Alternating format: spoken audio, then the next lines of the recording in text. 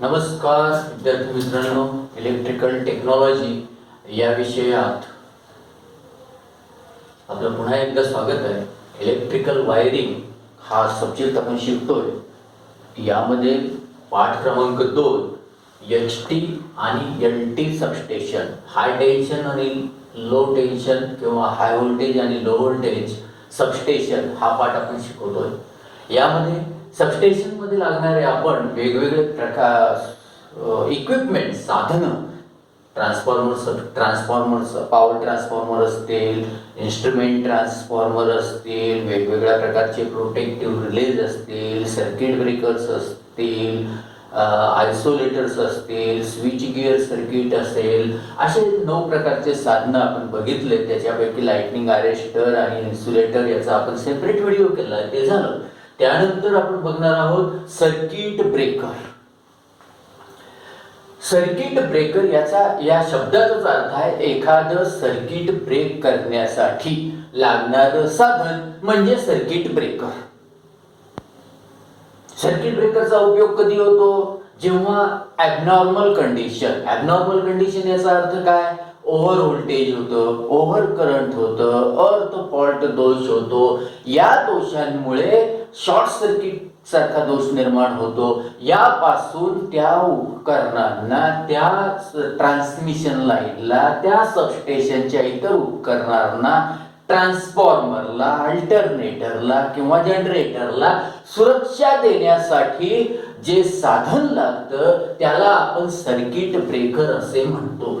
Circuit breaker मध्ये मी तुम्हाला सांगितलं, सर्किट नॉर्मल कंडिशन जेव्हा असतात, सामान्य परिस्थिती जेव्हा असते, तेव्हा तो आपल्याला मॅन्युअली ऑपरेट करता येत असतो. पण जेव्हा ॲबनॉर्मल कंडिशन्स निर्माण होतात त्यावेळेस मात्र तो आपण ऑटोमॅटिकली ऑपरेट करत असतो.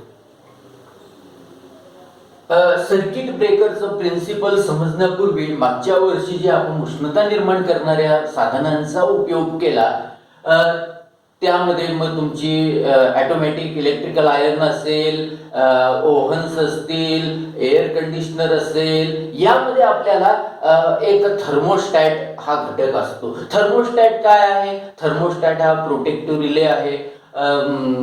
उदाहरणार्थ तुमच्या या इलेक्ट्रिकल आयर्न मध्ये, ऑटोमॅटिक इलेक्ट्रिकल आयर्न मध्ये किंवा रूम हीटर मध्ये, ब्लोअर टाईप रूम हीटर किंवा हीट कन्व्हेक्टर मध्ये तुम्ही जसा रिले, तो थर्मोस्टॅट वापरता, तो काय? एक रिले आहे. रिले मध्ये काय होतं? एक बायमेटॅलिक स्ट्रीप, दोन धातूपासून बनवलेली स्ट्रीप वापरता. प्रत्येक धातूचा विलय बिंदू, मेल्टिंग पॉइंट वेगळा असतो. ती पट्टी वागते.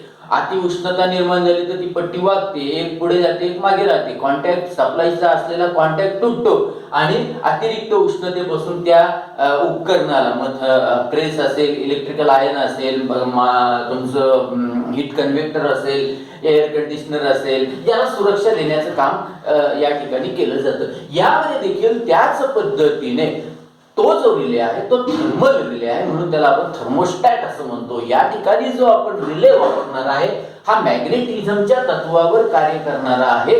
हा मॅग्नेटिक रिले आहे. जसा व्होल्टेज स्टॅबिलायझर मध्ये किंवा तुम्ही इन्व्हर्टर मध्ये बघितला आहे, त्याच पद्धतीने हा आपल्याला मॅग्नेटिक रिले या सबस्टेशनची सुरक्षा करण्यासाठी, सबस्टेशन मधल्या उपकरणांची सुरक्षा करण्यासाठी, ट्रान्समिशन लाईनची सुरक्षा करण्यासाठी सर्किट ब्रेकर बरोबर जोडलेला या आकृतीमध्ये दिसत आहे. या ठिकाणी ही आकृती बघा. एक मी बस बार दाखवलाय. बस बारची काल आपण 3 प्रकार बघितले. एक सिंगल बस बार, मुख्य बस बार आणि विभागणीसह सिंगल बस बार. त्याचे लाईन डायग्राम्स बघितले. तो एक बस बार जोडलेला आहे. मी तुम्हाला सांगितलं, ज्या ठिकाणी लाईनवर आपल्याला बस बार लाईन आलेली आहे किंवा गेलेली लाईन असेल, ही जोडायची असते. त्याच्या अगोदर आपण सर्किट, एक करंट ट्रान्सफॉर्मर जोडतो, एक सर्किट ब्रेकर जोडतो आणि नंतर मग ट्रान्सफॉर्मर वगैरे जोडून आपण त्याचं ती लाईन बाहेर पाठवतो. अशा पद्धतीने आपली ही जोडणी या ठिकाणी केलेली आहे. त्यानंतर याच्या सोबतच इथे एक पोटेन्शियल ट्रान्सफॉर्मर दाखवलेला आहे. हा पोटेन्शियल ट्रान्सफॉर्मर या ठिकाणी आपण जोडलेला आहे. त्याचबरोबर इथे एक रिले तुम्हाला दिसतोय. हा मॅग्नेटिक रिले आहे. हे मॅग्नेटिक रिलेचे दोन कॉन्टॅक्ट या ठिकाणी तुम्हाला दिसत आहे. या मॅग्नेटिक रिलेमध्ये एक ट्रिपिंग कॉईल, ट्रिप कॉईल असं त्याला ही एक कॉईल जोडलेली आहे. या कॉईलला इथे करंट ट्रान्सफॉर्मर, पोटेन्शियल ट्रान्सफॉर्मरच्या साहाय्याने हा सप्लाय या रिलेला दिलेला आहे. या ठिकाणी एक बॅटरी जोडलेली आहे. एक गोष्ट या ठिकाणी नेहमी लक्षात ठेवा, जेव्हा नॉर्मल कंडिशन्स असतात तेव्हा सर्किट ब्रेकरचे हे जे दोन कॉन्टॅक्ट्स आहे हे अशा पद्धतीने हे नेहमी जोडलेले असतात. एका कॉन्टॅक्टला मुव्हिंग कॉन्टॅक्ट असं म्हणतात आणि एका कॉन्टॅक्टला फिक्स कॉन्टॅक्ट असं आपण म्हणणार आहोत. हे कॉन्टॅक्ट नेहमी जोडलेले असतात, विलग नसतात, वेगळे नसतात. पण रिलेच्या बाबतीत मात्र उलट परिस्थिती असते. हे दोन कॉन्टॅक्ट रिलेचे जे दोन कॉन्टॅक्ट दाखवले आहेत या ठिकाणी वरच्या बाजूला हे पोल असतात, single pole, double pole, triple pole अशा पद्धतीने ते वर पोल असतात. या ठिकाणी हे कॉन्टॅक्ट वेगळे असतात, विलग असतात. जेव्हा आता याला समजलं पाहिजे ना की ओव्हर ॲबनॉर्मल कंडिशन कधी झाली, म्हणजे थोडक्यात हे सर्किट ब्रेकर ट्रिप झालं तर आपल्याला त्याचा फायदा होऊ शकेल. मग काय होतं या ठिकाणी आता जेव्हा या कॉइलचे ह्या रिलेचे जेव्हा ओव्हर करंट होईल, ओव्हर व्होल्टेज होईल, अर्थ फॉल्ट दोष होईल, तेव्हा या सीटीपीटी मार्फत या रिलेला सप्लाय मिळेल आणि सप्लाय मिळाल्यावर हे कॉन्टॅक्ट, रिलेचे कॉन्टॅक्ट हे जोडले जातील. या पद्धतीने हे कॉन्टॅक्ट जोडले जातील. कॉन्टॅक्ट जोडले गेल्यामुळे काय होईल, हे सर्किट पूर्ण होईल. याच्यामधून पूर्णपणे करंट वाहणं चालू होईल, बॅटरी चार्ज होईल तुमची आणि ह्या ट्रिपिंग कॉईल मधून करंट वाहिल्यामुळे ती एनर्जाइज्ड होईल. एनर्जाइज्ड होणे म्हणजे उत्सर्जित होईल आणि त्या ठिकाणी चुंबकत्व निर्माण होईल. या ट्रिपिंग कॉईल मध्ये चुंबकत्व निर्माण झाल्यामुळे काय होतं, या ठिकाणी हा जो कॉन्टॅक्ट आहे अर्थात दूर झाला थोडासा, याच्यातला जो मुव्हिंग कॉन्टॅक्ट आहे, मुव्हिंग कॉन्टॅक्ट हा या कॉईल कडे ओढला जाईल, कारण ही मॅग्नेटाइज झालेली आहे आणि हा कॉन्टॅक्ट, मुव्हिंग कॉन्टॅक्ट हा कॉईल कडे ओढला जाईल. ओढला गेल्यामुळे हे दोन कॉन्टॅक्ट कशाचे, सर्किट ब्रेकरचे कॉन्टॅक्ट हे वेगळे होतील. फिक्स कॉन्टॅक्ट आणि मुव्हिंग कॉन्टॅक्ट हे वेगळे होतील. या ठिकाणी त्यांच्यामध्ये गॅप निर्माण होईल. या गॅप मध्ये एक फ्लेम तयार होते, एक चिंगारी निर्माण होते, त्याला आपण आर्क असं म्हणतो. हा आर्क निर्माण झाल्यावर हे विझवण्याचं काम वेगवेगळ्या माध्यमातून केलं जातं. त्यानुसार या एअर सर्किट ब्रेकरचे वेगवेगळे प्रकार पडतात, ते आपण आता बघणार आहोत. मग हा जेव्हा कॉन्टॅक्ट आर्क जेव्हा विझवली जाईल तेव्हा त्याची पूर्ववत स्थिती येईल. हे कॉन्टॅक्ट पुन्हा एकमेकांना जोडले जातील व नॉर्मल कंडिशनला पुन्हा जसं चालतं, जसा सप्लाय दिलेला असतो तसा दिला जाईल. या साध्या तत्वावर सर्किट ब्रेकर काम करतं. आर्क विझवण्याच्या पद्धतीनुसार आणि निर्माण करण्याच्या पद्धतीनुसार त्या सर्किट ब्रेकरचे प्रकार पडतात. एअर सर्किट ब्रेकर पहिला कोणता, एअर सर्किट ब्रेकर. एअर हे माध्यम वापरून या ठिकाणी आपण ते सर्किट ब्रेकर तयार केलेलं असतं. या एअर सर्किट ब्रेकरचं वैशिष्ट्य असतं अल्टरनेटर किंवा जनरेटर, ट्रान्सफॉर्मर यांना सुरक्षा देणे. ॲबनॉर्मल कंडिशन मध्ये ओपन शॉर्ट सर्किट पासून, अर्थ फॉल्ट पासून किंवा ओव्हर करंट आणि ओव्हर व्होल्टेज पासून सुरक्षा देण्याचं काम हा एअर सर्किट ब्रेकर या ठिकाणी करणार आहे. याचे दोन प्रकार पडतात. एक प्लेन एअर सर्किट ब्रेकर आणि दुसरा एअर ब्लास्ट सर्किट. ब्लास्ट म्हणजे फोडणे. Air blast circuit breaker. Air blast circuit ब्रेकरचे दोन प्रकार पडतात. साधा axial type axial blast circuit breaker आणि दुसरा जो प्रकार आहे axial blast sliding contact air circuit breaker.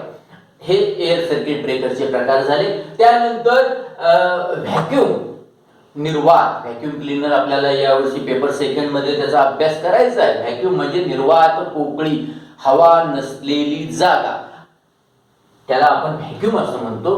Vacuum circuit breaker, SF6 circuit breaker, sulphur hexa, 6 म्हणजे hexa, sulphur hexa chloride circuit breaker, आणि चौथा आहे oil circuit breaker. Oil circuit ब्रेकरचे पुन्हा दोन प्रकार पडतात, मिनिमम ऑइल सर्किट ब्रेकर आणि मॅक्सिमम ऑइल सर्किट ब्रेकर. हे त्याचे मुख्य 4 प्रकार आणि त्याच्यातले उपप्रकार आपण बघितले. आता आपण बघणार आहोत प्लेन एअर सर्किट ब्रेकर. आकृती काढलेली आहे, 2 लाल रंगाचे मी पट्ट्या त्या ठिकाणी दाखवलेल्या आहे. वरची जी पट्टी आहे हा त्या एअर सर्किट ब्रेकरचा फिक्स कॉन्टॅक्ट आहे. खालची जी पट्टी काढलेली आहे तिथे एक निळ्या रंगात मी ॲरो दाखवलेला आहे, याचा अर्थ तो मुव्हिंग कॉन्टॅक्ट आहे. हे मुव्हिंग कॉन्टॅक्ट मी एका ठिकाणी व्यवस्थित बसवलेले आहे. त्याला आपण आर्क चेंबर असं म्हणतो. या ठिकाणी ही आर्क तयार होत असते. या ठिकाणी एक ब्लास्ट पीस, हे निळ्या रंगाचे जे आहेत हे लाल रंगाचे जे आहे हे ब्लास्ट पीस आहे.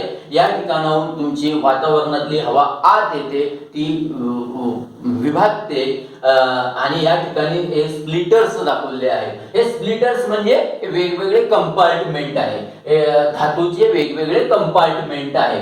या ठिकाणी हा जो पोर्शन आहे याला आपण आर्क चेंबर असं म्हणतो आणि याच्यामध्ये जे पोर्शन दाखवलेलं आहे ज्या ठिकाणी आर्क निर्माण होत असते त्याला आपण आर्क च्यूट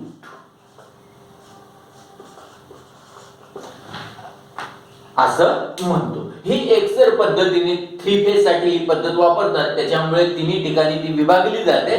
त्याला मिनी आर्क च्यूट असं म्हटलं जातं. ह्या ठिकाणी ह्या एअरमुळे ही एअर ब्लास्ट होते आणि त्या ठिकाणी तुमची ही आर्क जी निर्माण झालेली आहे ती विझवली जाते. ती विझल्यावर पुन्हा पूर्ववत शांत होतं आणि पुन्हा हा कॉन्टॅक्ट फिक्स कॉन्टॅक्ट आणि मुव्हिंग कॉन्टॅक्ट एकमेकांना जोडले जातात व नॉर्मल स्थितीला हे कार्य चालू राहतं. अशा पद्धतीने हा प्लेन एअर सर्किट ब्रेकर आपण या ठिकाणी बघितलेला आहे. सगळ्या कोणत्याही सर्किट ब्रेकर मध्ये सगळ्यात बेसिक लक्षात ठेवायचं, या सर्किट ब्रेकरला जे ॲबनॉर्मॅलिटीचे संदेश मिळतात, सिग्नल्स मिळतात, हे ह्या प्रोटेक्टिव्ह रिले मुळे मिळतात. प्रोटेक्टिव्ह रिले वेगळा आणि सर्किट ब्रेकर वेगळा असं कधीही होत नाही. वेगवेगळ्या प्रकारचे रिले, तुम्हाला मी काल 14 प्रकारचे रिले सांगितले, त्या प्रकारचे relay over current, under current, over voltage, under voltage, अर्थ फॉल्ट, इन्स्टंटेनियस, असे जे 14 प्रकार सांगितले त्यापैकी कोणत्याही रिलेचा उपयोग करून आपण ह्या सर्किट ब्रेकरचं तत्व बघत असतो. माध्यम वेगळं आहे म्हणून त्यांची नावं वेगळी आहेत. आणि दुसरी गोष्ट लक्षात ठेवायची, नॉर्मल कंडिशनला नेहमी सर्किट ब्रेकरचे कॉन्टॅक्ट एकमेकांना फिक्स कॉन्टॅक्ट आणि मुव्हिंग कॉन्टॅक्ट हे जोडलेले असतात, तर रिलेचे कॉन्टॅक्ट हे विलग असतात, वेगळे असतात. ॲबनॉर्मल कंडिशनच्या वेळी रिलेचे कॉन्टॅक्ट जुळले जातात व सर्किट ब्रेकरचे कॉन्टॅक्ट्स हे वेगळे होतात. वेगळे झाल्यावर त्या ठिकाणी आर्क निर्माण होते. ती काही क्षणाची असू शकेल, कदाचित 30 सेकंद, 35 सेकंद, 45 सेकंद या वेळेपर्यंत ती असू शकेल. ही आग विझवण्यासाठी एअर जर वापरला असेल तर त्याला एअर सर्किट ब्रेकर म्हणायचं, निर्वात असेल तर व्हॅक्यूम सर्किट ब्रेकर म्हणायचं, सल्फर हेक्सा क्लोराइड वापरला असेल तर त्याला SF6 सर्किट ब्रेकर म्हणायचं, ऑइल वापरला असेल तर त्याला ऑइल सर्किट ब्रेकर असं म्हणायचं. या ठिकाणी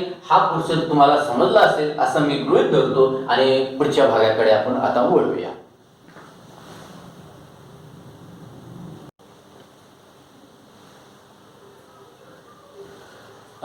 एअर सर्किट ब्रेकरचे आता आपण फायदे बघणार आहोत.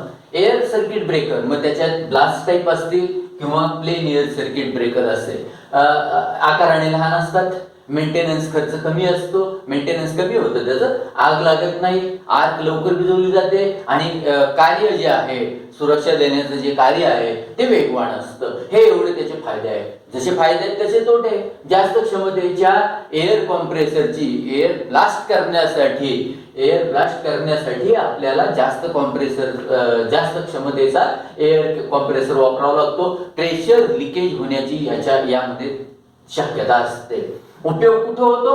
ट्रान्सफॉर्मरच्या सुरक्षतेसाठी, जनरेटरच्या सुरक्षतेसाठी, ट्रान्समिशन लाईनच्या सुरक्षतेसाठी या एअर ब्लास्ट आणि प्लेन एअर सर्किट ब्रेकरचा उपयोग करतो. याची तसंच जास्त करंट म्हणजे 800 एम्पियर किंवा टू 10,000 नॉट 10,000 एम्पियर करंट आणि 440 व्होल्ट किंवा त्यापेक्षा जास्त व्होल्टेज असलेल्या जे यंत्र चालतात त्यांच्या सुरक्षतेसाठी औद्योगिक क्षेत्रामध्ये या एअर सर्किट ब्रेकरचा आणि त्यातही जास्त ब्लास्ट टाइप एअर सर्किट ब्रेकरचा उपयोग केला जातो. याची जी कॅपॅसिटी असते याची कॅपॅसिटी 800 एम्पियर अशी दिलेली असते. 800 ampere 440 volt, 1000 ampere 440 volt, 1200 ampere 440 volt, 3200 ampere 440 volt अशा पद्धतीने याची कॅपॅसिटी आपल्याला दिलेली असते. त्या क्षमतेचे air circuit breaker blast type आणि प्लेन एअर सर्किट ब्रेकर हे उपलब्ध असतात. यानंतर दुसरा प्रकार जो आपण बघणार आहोत त्याला आपण म्हणतो निर्वात एअर सर्किट ब्रेकर. या निर्वात सर्किट ब्रेकर मध्ये काय केलेलं असतं? हवेचा उपयोग करत नाही. हवेची पोकळी त्या ठिकाणी निर्माण करतात आणि बाकी रचना त्याची सेम असते. एक फिक्स कॉन्टॅक्ट असतो, दुसरा मूव्हिंग कॉन्टॅक्ट असतो. ह्या व्हॅक्यूम मुळे त्या आर्क चेंबर मध्ये उष्णता निर्माण होते आणि हे आर्क विझवण्याचं काम या व्हॅक्यूम द्वारे केलं जातं. साधारणतः 10⁻⁷ 10⁻⁶ टोर एवढी आर्क त्या ठिकाणी त्या सर्किट ब्रेकरच्या कॉन्टॅक्ट जेव्हा वेगळे होतात, नॉर्मल कंडिशनला ते जोडले असतात, पण जेव्हा ॲबनॉर्मल कंडिशन असतात तेव्हा त्या ठिकाणी ते विलग होतात. तेव्हा त्यांच्यामध्ये जी आर्क निर्माण होते ती 10⁻⁷ किंवा 10⁻⁰ या पद्धती टोर हे त्याचं आर्क मोजण्याचं एकक आहे. तेवढी आर्क त्या ठिकाणी निर्माण होते. ते विझवण्याचं काम हे व्हॅक्यूम करतं. व्हॅक्यूमच्या साहाय्याने ती आग विझवली जाते आणि बाकी त्याची कार्यप्रणाली ही सारखीच असते. स्वस्त, सगळ्यात स्वस्त, मेंटेनन्स कमी, अधिक सुरक्षित हे त्या व्हॅक्यूम क्लीनरचे आपल्याला मिळणारे फायदे आहेत. जास्त व्होल्टेज ज्याचं आहे, ज्या ठिकाणी 11 किलो व्होल्ट आहे, 33 किलो व्होल्ट आहे, अशा ठिकाणी आपण व्हॅक्यूम सर्किट ब्रेकरचा उपयोग करतो. त्यानंतर आपण बघणार आहोत SF6 किंवा सल्फर हेक्साफ्लोराईड. हा सल्फर हेक्साफ्लोराईड गॅस वापरून जो सर्किट ब्रेकर तयार होतो त्याला आपण SF6 सर्किट ब्रेकर असे म्हणतो.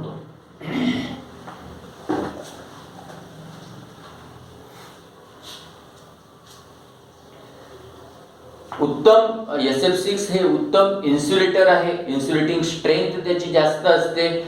मुक्त इलेक्ट्रॉन्स म्हणजेच करंट हे जास्त झालेलं करंट हे जास्त पद्धतीने शोषण्याचं काम तो SF6 वायू करतो आणि ते जे ऋणभारित कण असतात त्यांचं वजन हे त्या मुक्त इलेक्ट्रॉन्स पेक्षा जास्त असतं, म्हणून तो जास्त इफेक्टिव्हपणे काम करू शकतो. हवेपेक्षा त्या वायूची क्षमता, गमन क्षमता जी आहे, डिस्चार्ज क्षमता जी आहे ती 100 पट जास्त असते. अशा रीतीने तो SF6 सर्किट ब्रेकर आपल्याला वापरता येतो. जास्त व्होल्टेजच्या लाईनसाठी आपण SF6 सर्किट ब्रेकर वापरू शकतो. त्याच्यानंतर आपण बघणार आहोत मिनिमम ऑइल सर्किट ब्रेकर व bulk oil circuit breaker. Bulk म्हणजे जास्तीत जास्त ऑइल असलेला भाग. आधी आपण बल्क सर्किट ब्रेकरची माहिती घेऊ आणि त्यानंतर मिनिमम ऑइल सर्किट ब्रेकरची माहिती घेऊ.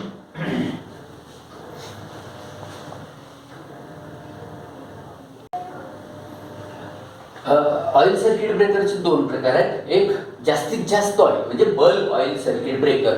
बल्क ऑइल सर्किट ब्रेकर मध्ये एअर ऐवजी आपण जास्त ऑइल, खनिज तेलाचा जे ट्रान्सफॉर्मर ऑइल आपण वापरतो त्या ऑइलचा जास्त उपयोग करतो. पद्धत सेम.